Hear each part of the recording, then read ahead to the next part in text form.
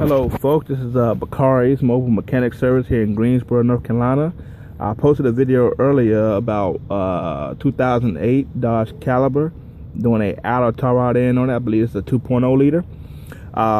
We just got done putting the new tar rod end on. I'm kind of going to go through the steps. I couldn't actually go through the steps more perfectly because, you know, I don't have nobody else out here and I'm doing it with one hand. So y'all have to bear with me and just take my word for it, please.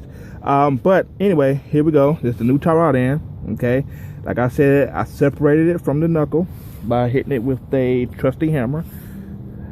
I call this hammer Moses because it knocks a whole lot of stuff loose. About 6-pound hammer, big hammer.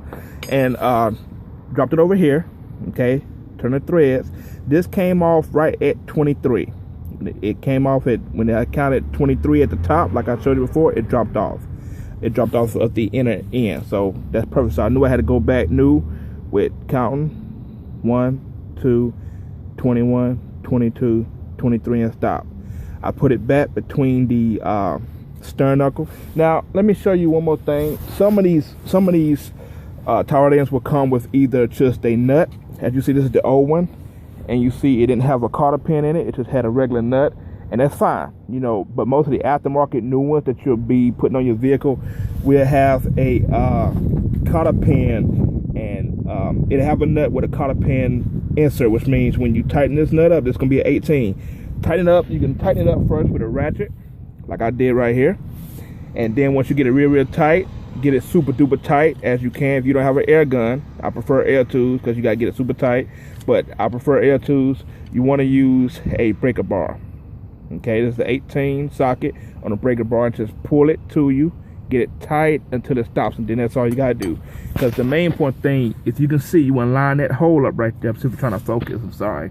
Line that hole up so the cotter pin can come through, and you just butterfly the cotter pin so it locks on that nut so it won't come apart. So we got that taken care of. Now, before I told you about this jam nut right here, now once you get this in, get the jam nut tight. You see it's still loose? Want to get it tight, not finger tight. You got to put a wrench on it, it's a 7/8, and you just get it tight. Okay, you don't have to be super tight, as long as it's just like I'm putting pressure on it and my hand is open and it's tight. Okay, now sometimes when you tighten up this nut, the inner tar rod end will turn. A solution to that is get a pair, of vice grips. Okay, and just kind of lock the tar rod end down right here. Lock the inner tar rod end down while you tighten up this nut, and that'll get it tight.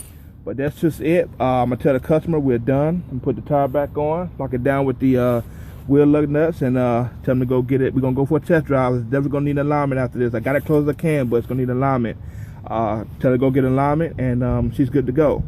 But again, it's very important when you do this job, get the alignment. Okay, it's not a real hard job. Simple, probably about a 30-minute job on each side, depending on what kind of problems you run into. Because these nuts right here jam, and the tar rod end nut can be a little tight. Okay, so it's kind of important to get these things tight. So anyway, this is Bakari's Mobile Mechanic Service, and I'm just showing you this video. Hope it helps you out. You can comment, subscribe, or anything. But anyway, have a good day and be blessed.